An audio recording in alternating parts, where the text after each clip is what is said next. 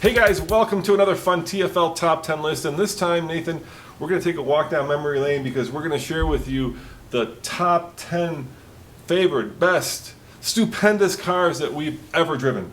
Yeah, now this isn't necessarily vehicles that we've driven on video. These could be vehicles that we've driven from our way past, which in my case actually goes back quite a ways. Yeah. Are you saying we're old? I'm saying you're old.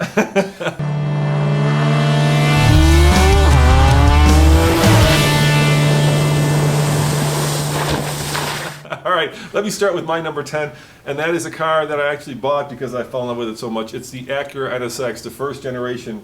I had this rule back in the day that I would only own one car. One car. And that seemed to be the car that I wanted to own at the time. I just sold my business in Prague, and I thought, let's reward myself with a great, what at that time was kind of an everyday supercar. And it was, dude, it was really good.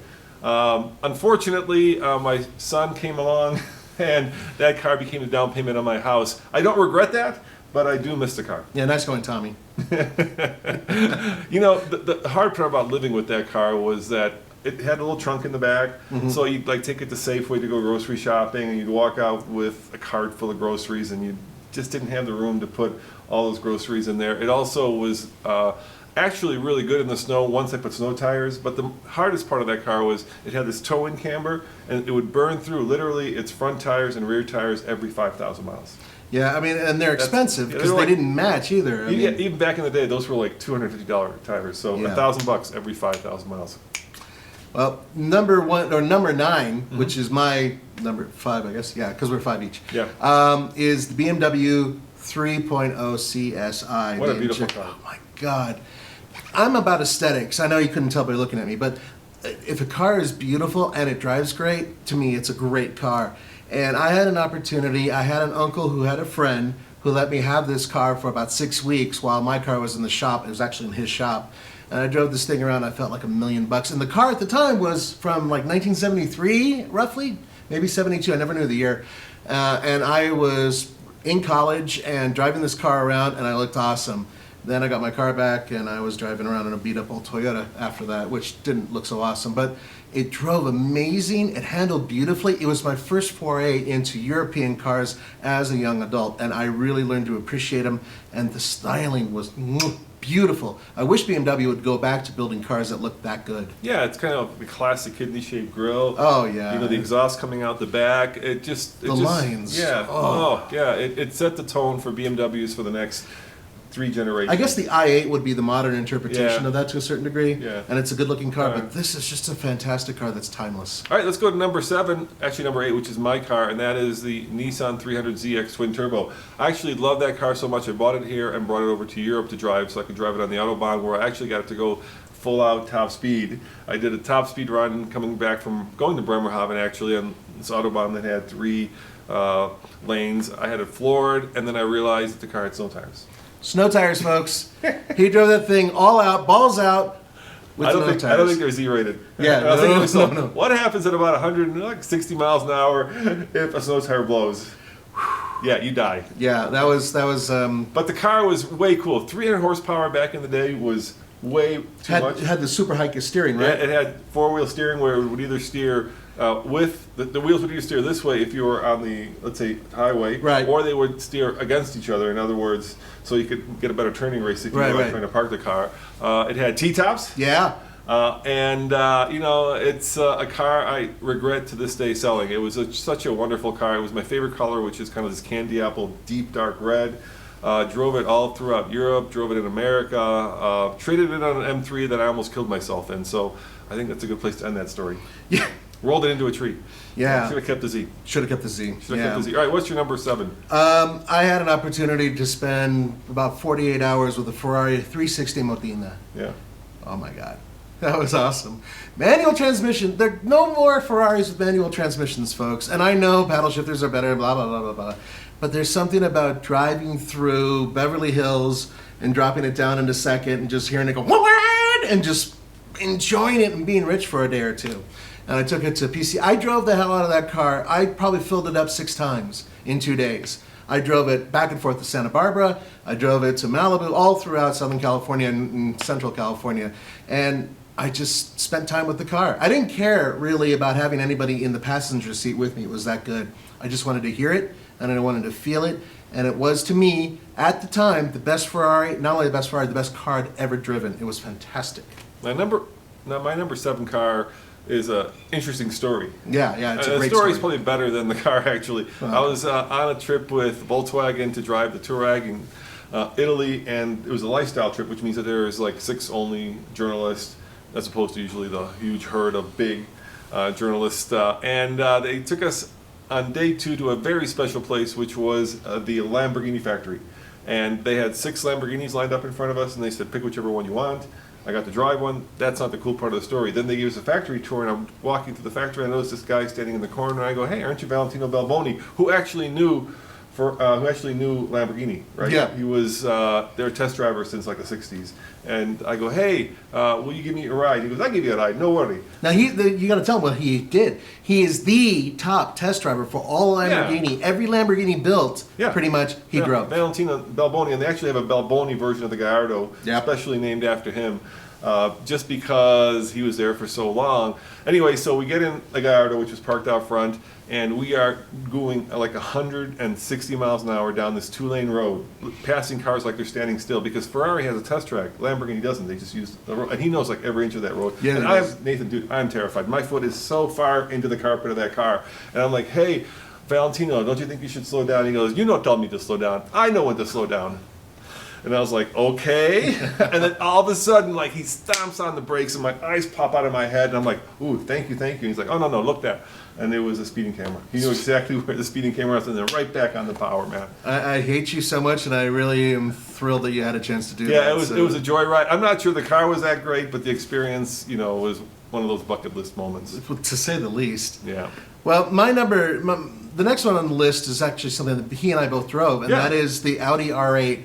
Now, we both had a chance to drive the V8 with the manual transmission, and we also drove the V10. Which was out of the Gallardo, Yeah, and I don't know what it is about the V8 inside of the R8, but I drove it once with Roman, then I drove another one in New York, and I can tell you that the car is immaculate when it comes to cornering, when it comes to power, and one of the best manual transmissions I've ever used. Fantastic car.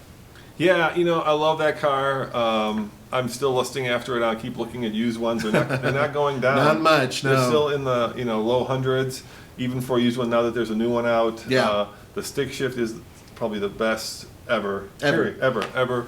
Car sounds phenomenal. It's all-wheel drive. And you can drive it every day. I mean, you literally, unlike it's like the NSX. Yeah, it's like the NSX, but it even has more trunk space, I guess. And all-wheel drive. And all-wheel drive, yeah. All right, my number 7 car is right there. I mean, my number 4 car, it's the Hellcat.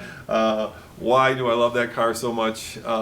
Because I'm big, the car is big, I'm loud, the car is loud. It kind of is an oversized expression of my personality in some ways. I can be rude, the car is rude, it's just absolutely bat crazy. They shouldn't have built it. It makes no sense to have 707 horsepower in that chassis. Yeah. You can't put the power down, but as just a statement of car presence, right?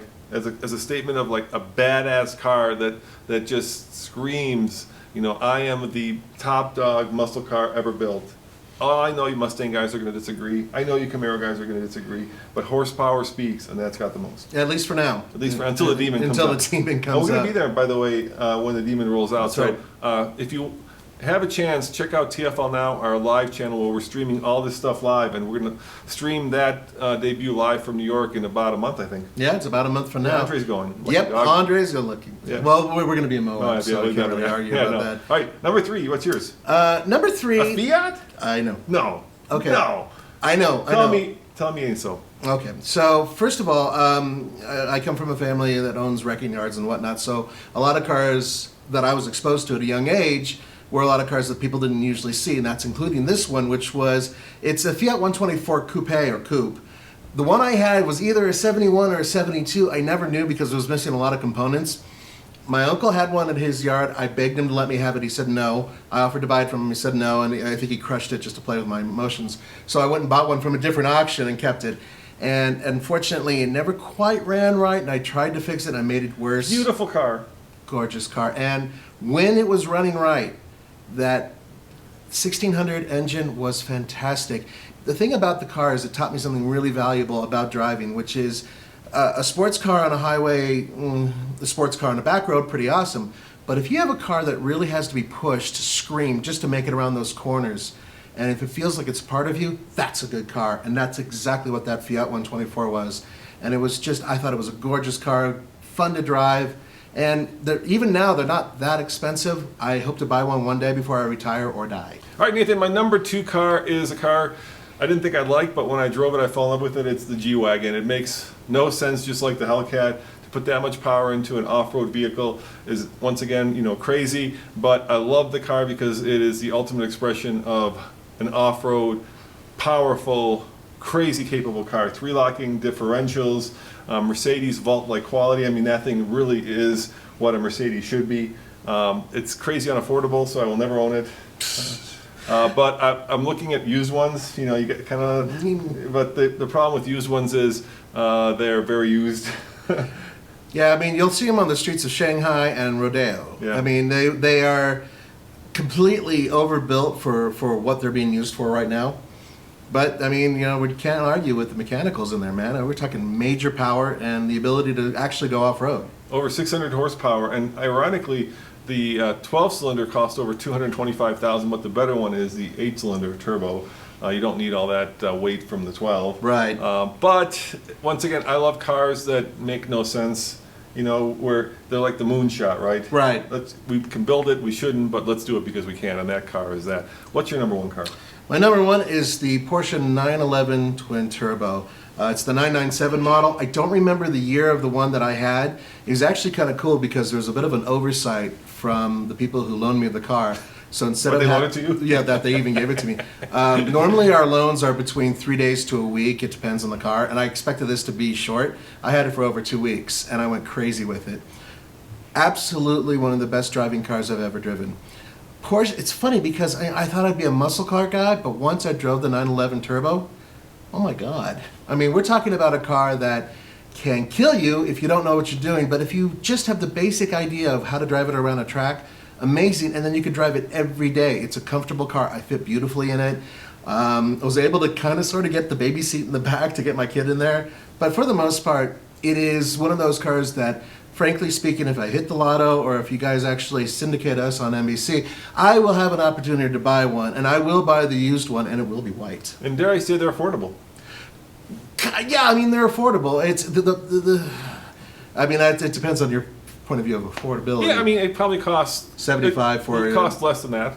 Yeah, it'll cost less than that. And you know what? I will, if I raced you, And it's faster in than that? every possible way, yeah. Oh, yeah. kill you. Yeah. Yeah, except for the driving. So there you go. But yeah, as always, we do a bonus. Actually, we've got one bonus, but I'm going to give you 2 bonuses. All right. One bonus is that car back there, but the AMG version, which is the C-Class Coupe. I think Mercedes has knocked out of the ballpark in terms of style. Yeah. It's just a gorgeous-looking car, and when you put the AMG engine into it, you basically get a German muscle car. And we had it, and we compared it to the Hellcat, and I fell in love with it then. I was scheming on how I could, buy a used one at some point, because these things are going to drop like a rock when you buy them new. But if you love that new car smell, get it because it's a gorgeous car worth every penny, I think. Yeah. So what's your other bonus? It's an interesting car. I've been kind of heavy on these cars that are moonshots, and I just drove the Honda Clarity, which is a fuel cell car, and I love that car. It drives like.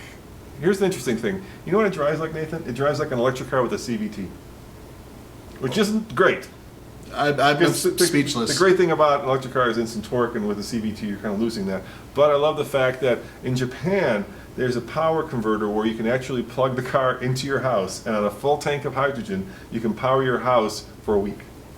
So not only does it create water, so you can create water, that's why the military loves it, right? Yeah. You can create water, you can use it as a power generator, and it's very clean. Sure, it makes more sense to have like a solar panel on your roof and charge up an electric car, but in terms of actually having a car that is as clean as it gets, that is a car that I just love, because the technology of a fuel cell, especially a hydrogen fuel cell, is what they use in spaceships, right? It's what powers spacecraft, and the technology just blows me away. The car itself, You know, it's a very comfortable, big Honda, but I love the fact that it's a fuel cell car. Boy, you just didn't sell me on any of that. But Fair he enough. didn't. He didn't warn me that he was going to add that. So Yeah. I'm going to add one real quickly, Okay. and that is the early '80s Peugeot 205 GTI, the best driving front-wheel drive four-cylinder car I've ever driven. And now I can almost get one in the United States if I could get like 3 here, so I could put parts.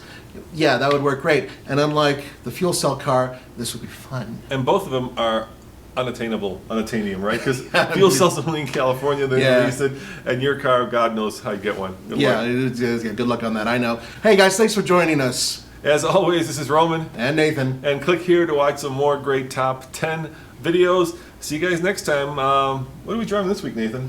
We are driving that Mercedes-Benz behind us, which Yeah. is a wonderful car on the track. Well, it's mediocre on the track.